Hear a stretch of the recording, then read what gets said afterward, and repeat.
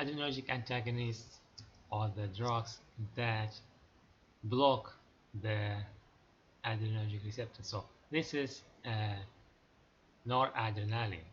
This is a adrenergic receptor, and this is the adrenergic antagonist. So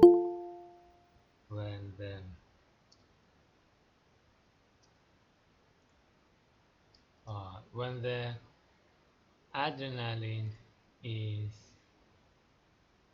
uh, flying to the adrenergic receptor, this adrenergic antagonist tries to block and prevent his action. So, but if it fails, then everyone will uh, uh, shout, "What?"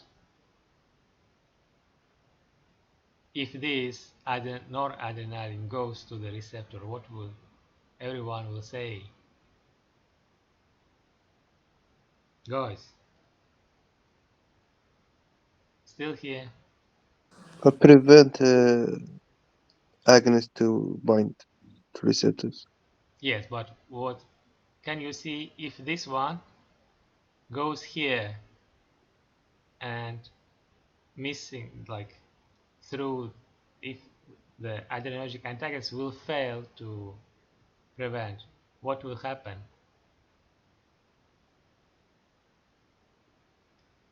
Everyone will say go. Okay, have you seen before? Yes. No, No. not watching football. We have seen. You see? Okay. Then same in the basketball. So this is actually agonist, this is receptor, this is antagonist. Okay. So if we look at the alpha blockers, uh, also divided to alpha and beta. So alpha blockers are non-selective phentolamine and phenoxybenzamine, selective alpha 1 prazosin, doxazazine, and terazazine. And there are also, so this prazosin, doxazazine, and terazazine block the in alpha 1 in the vessels. Then there are tamsulazine, alfazazine, and silidazine. This is alpha 1A selective. These block alpha 1A in the prostate and used for the treatment of the benign prostatic hyperplasia, BHP in short.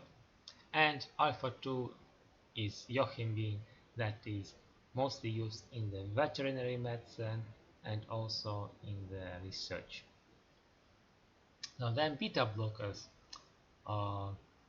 blockers are divided to three generations. First generation is non-selective propranolol, pindolol, nadolol, sotalol, and timolol.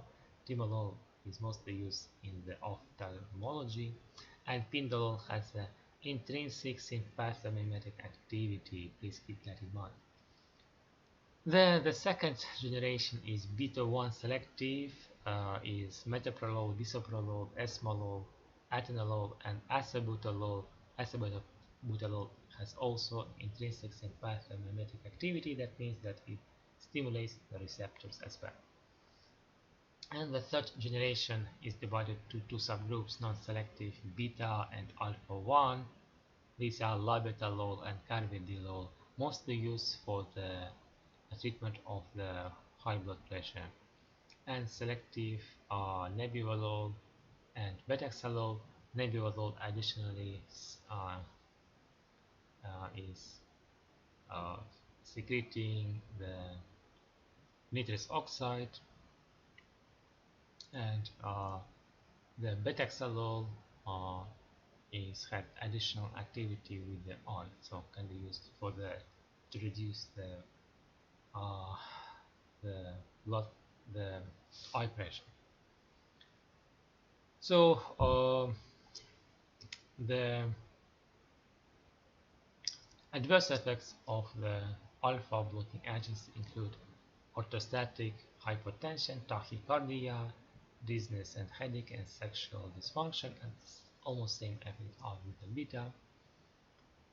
Then if we look at the propranolol, that is a non-selective beta blocker, it will lead to the vasoconstriction and reflex peripheral, uh, sorry, the bronchoconstriction and the reflex peripheral vasoconstriction, and increased sodium retention in the kidneys, and decreased cardiac output in the heart. So these beta 2 effects are not seen with the selective metoprolol, acebutolol, atenolol, nebivolol uh, drugs. So then propranolol, adverse effects of these non-selective beta blockers like propranolol, uh, fatigue, bronchoconstriction, sexual dysfunction, and arrhythmias with the abrupt withdrawal. That is why the beta blockers should be discontinued um, gradually throughout 2 weeks by decreasing the dose. And let's look at the effect of the alpha adrenal blockers at the effect of the agonist. So here we have blood pressure after the uh, injection of the different drugs like isoprotenolol, that is a beta agonist, epinephrine, and norepinephrine, that are non-selective alpha and beta agonists.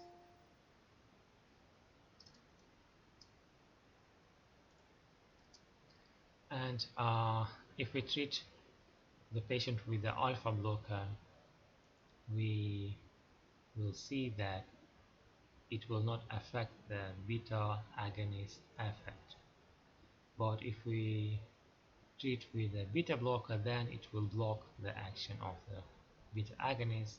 So then if we look at the epinephrine, epinephrine has increase and then decrease in the blood pressure.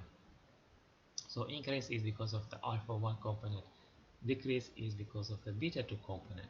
So if we treat with the alpha blocker, then we remove beta component, and then it will be only, sorry, we remove alpha component and it will be only decrease in the blood pressure.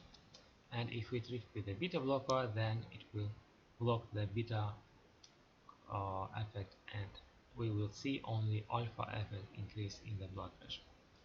Norepinephrine mostly acts on the vessel's alpha receptors. That is why we will only see the blood pressure increase. So, and if we block with the alpha blocker, there is almost no action, and if we treat with the beta blocker, there will be no difference with the control, because norepinephrine mostly acts on the alpha 1 receptors in the vessels. So that is it for today. Thank